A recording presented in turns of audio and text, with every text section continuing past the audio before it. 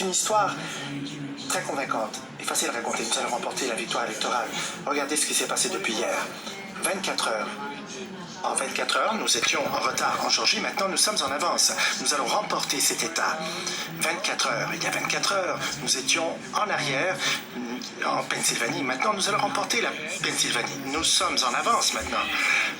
Nous sommes en avance au Nevada, en Arizona, et le fait est que notre avance a doublé maintenant au Nevada. Nous sommes sur la bonne voie de gagner plus de 300 votes du collège électoral. Alors, regardez les chiffres. Nous aurons une majorité claire et remporter cette bataille électorale. 74 millions de votes. Je vais répéter cela. Nous avons obtenu 74 millions de votes. C'est plus que toute autre équipe électorale se présentant aux élections dans l'histoire des États-Unis. Et le décompte s'accroît. Plus de 4 millions de votes sont considérés. C'est une marge qui continue à s'accroître. Donc, dans le dépouillement des votes, je suis très fier en particulier, car nous avons très bien performé partout en Amérique, aux États-Unis. Nous allons être les premiers démocrates à remporter la victoire en Arizona en 24 ans, les premiers démocrates à remporter la victoire en Géorgie en 28 ans. Et nous avons rebâti le mur bleu qui, nous allons l'ériger à nouveau, alors qu'il était effondré. Le Michigan, le Wisconsin, le cœur même de cette nation. Et voyez-vous, ces décomptes, ces dépouillements sont très lents. Le décompte est très lent à la télé. Et même si c'est très lent, ça peut même vous paralyser en quelque sorte, mais c'est hypnotisant. Mais disons que chaque vote dépouillé représente une personne qui a le droit de se faire entendre, que son vote soit reconnu.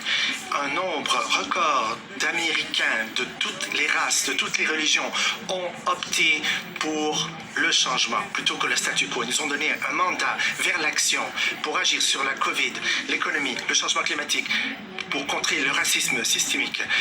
C'est clair pour eux, ils veulent que le pays s'unifie, qu'il ne se divise pas. Le peuple a parlé.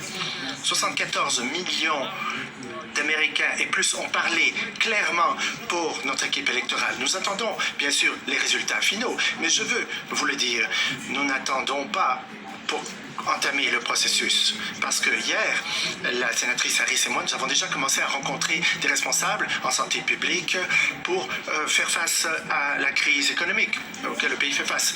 Et donc, voyez-vous, la crise pandémique s'accentue partout au pays. Alors, il y a de plus en plus de victimes de la contagion. 200 000 cas même victimes de la COVID en une seule journée. Beaucoup de vies perdues. Plus de 240 000 personnes décédées, c'est-à-dire des sièges vides, des personnes absentes autour de la table à dîner. Et cette douleur, cette souffrance est telle, et elle est vécue par plusieurs familles américaines. Encore une fois, je sais, moi, ce que ça veut dire de perdre quelqu'un. Je veux dire aux Américains, vous n'êtes pas seuls. Nous sommes éplorés comme vous, éplorés comme vous. Et encore une fois, le premier jour, nous allons mettre en œuvre notre plan pour lutter contre la pandémie. Nous pouvons tout résoudre, mais nous pouvons sauver des vies dans les mois à venir. Moi et la sénatrice avons parlé de ça et on a parlé de la relance qui est difficile à cause de la pandémie qui n'a pas été contrôlée. Il y a beaucoup de gens qui ont perdu leur emploi, beaucoup de gens qui ont de la difficulté. Et notre plan économique va mettre l'accent sur un sentier vers une relance économique forte. Nous savons que la situation est très tendue. Et bien sûr, après une élection comme celle que l'on a connue, c'est normal, mais il faut se rappeler, il faut rester calme, il faut être patient, il faut laisser le processus aller de soi, alors que nous faisons le dépouillement des votes, de tous les votes. Avec plus de 240 années ici que notre démocratie fonctionne au pays. Votre vote comptera. Je me fiche de savoir que les gens vont travailler très fort pour voler cette élection ou l'arrêter, mais non, nous allons faire respecter la démocratie.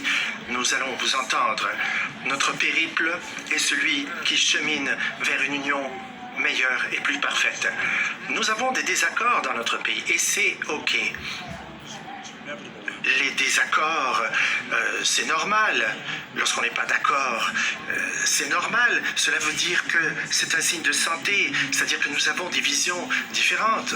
Mais il faut se rappeler que l'objectif de nos politiques, ce n'est pas de mener une bataille sans fin. Non, le but de nos politiques, le travail même de notre nation, c'est d'éteindre les flammes et de la division et pour améliorer la justice, pour que tous aient une chance, pour améliorer la vie des gens. Nous sommes peut-être des gens qui nous opposons, mais nous ne sommes pas des ennemis, nous sommes des Américains. Peu importe pour qui vous avez voté, je suis certain d'une chose, la grande majorité des 150 millions d'Américains qui ont voté, ils veulent éliminer l'atmosphère vitriolique de notre nation. On n'est pas d'accord sur plusieurs points, mais au moins on peut être d'accord sur un point, la civilité doit être le mot d'ordre. Il faut que la division, la colère soit laissée derrière nous. Le moment est venu pour notre nation de guérir. Cela ne sera pas facile, mais nous devons tenter cela. Ma responsabilité en tant que président sera de représenter toute la nation. Et je veux que vous sachiez que notre travail, en fait, mon travail, c'est de travailler très fort et aussi fort pour ceux qui ont voté pour moi que ceux qui ont voté contre moi, car tel est le travail qui s'appelle le devoir de se soucier de tous les Américains, quels qu'ils soient. Nous faisons face à des défis, la COVID, les problèmes économiques, les tensions raciales, etc. Nous n'avons pas de temps à perdre dans la partisanerie et les batailles partisanes. Nous avons une opportunité remarquable devant nous de reconstruire notre avenir, celui que nous voulons pour nos enfants et nos petits-enfants. Je l'ai dit à plusieurs reprises, je n'ai jamais été plus optimiste que maintenant vis-à-vis de l'avenir de cette nation. Il n'y a aucune raison qui nous empêche de réussir cela lors du XXIe siècle. Il faut se rappeler qui nous sommes. Nous sommes les États-Unis d'Amérique. Il n'y a rien eu de tel. En fait, rien que nous n'avons pu accomplir. Nous avons pu accomplir toutes choses en le faisant ensemble. Et demain, je vais vous parler à nouveau. Je veux vous remercier. Merci à tous. Que Dieu vous bénisse et que Dieu protège nos troupes.